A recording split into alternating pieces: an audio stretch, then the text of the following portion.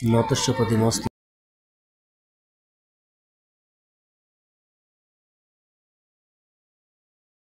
একটা বিষয় যদি বুঝতে হয় আমাদের সনাতন ধর্মের, তা পূর্ণাঙ্গ জানতে হয়। তো একটা গল্প আপনাদের বলি।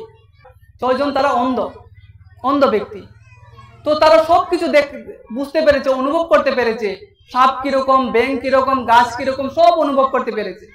কিন্তু তাদের জীবনে দুর্ভাগ্য, তারা বলছে যে হাতি কিরকম আমরা কেউ অনুমান করতে পারছি না, কিরকম হতে পারে সেই হাতি। পরের দিন হাতি আসবে, চারদিকে ঘেরাও করেছে হাতির চারপাশ। একজন ধরেছে লেজে, একজন ধরেছে পায়ে, একজন ধরেছে পেটে, একজন ধরেছে সুরে, একজন ধরেছে আবার দাঁতে, সবাই ধরেছে, একজন ধরেছে কানে। যে লেজের মধ্যে ধরেছে সে বলছে আরে হাতি হচ্ছে দড়ির মতো। আরেকজন পেটের মধ্যে ধরে আছে, আরে কি বলে দড়ি, আরে পাগল নাকি, হাতি হচ্ছে দেয়ালের মতো, কখন যে ভেঙে যায়। যে পায়ে ধরেছে সে বলছে হাতি হচ্ছে গাছের মতো, ইস হাতি হচ্ছে গাছের মতো। আর যে সুরে ধরেছে তো দূর, পাগল নাকি তুই, হাতি হচ্ছে সাপের মতো। যে দাঁতে ধরেছে হাতি হচ্ছে তীরের মতো।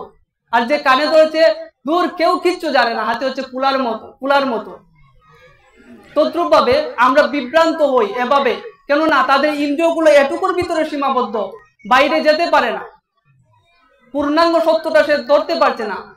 যেমন আমাদের কেউ একজন বেদ নিয়ে এসেছে, আমাদের বেদ মন্ত্র, উপনিষদ, ব্রাহ্মণ, আরণ্যক, 4টা ভাগ। কেউ বলছে যজুর্বেদে লেখা আছে, যজুর্বেদ 2টা পার্ট আছে, একটা হলো কৃষ্ণ যজুর্বেদ, একটা হলো শুক্ল যজুর্বেদ। যজুর্বেদের 32 অধ্যায়ের 3 নম্বর মন্ত্রে লেখা আছে নো তস্য প্রতিমায়স্তি, নো তস্য প্রতিমা অস্তি। নো মানে না, তস্য মানে তার, প্রতিমা মানে মূর্তি, তার কোনো মূর্তি নাই। কত চমৎকার না, নো তস্য প্রতিমায় অস্তি, তার কোনো প্রতিমা নাই। আরে প্রতিমা অর্থ মতন, না না না না, প্রতিমা অর্থ মূর্তি, তার কোনো প্রতিমা নাই। আচ্ছা ঠিক আছে, যজুর্বেদ সম্পূর্ণ পড়েছো? পড়েছি তো, সম্পূর্ণ পড়েছি। শুক্ল যজুর্বেদের আগে কি পড়ে আসলে? মন্ত্র সংখ্যা 41, সেখানে কি বলছে? সহস্রস্য প্রতিমাম বিশ্বরূপম, ঈশ্বরের হাজার হাজার প্রতিমা। সেখানে আবার বলছে ঈশ্বরের হাজার হাজার প্রতিমা, না না, এখানে প্রতিমা মানে সেই প্রতিমা না, এখানে আবার বলছে সেই প্রতিমা না, নিজের ইচ্ছা মতো। নিজের ইচ্ছা মতো। মনে রাখেন আমাদের শাস্ত্র 2 ভাগে বিভক্ত, নিগম আর আগম। নিগম মানে বেদ, আগম মানে তন্ত্র। তন্ত্রে কি বলা হচ্ছে?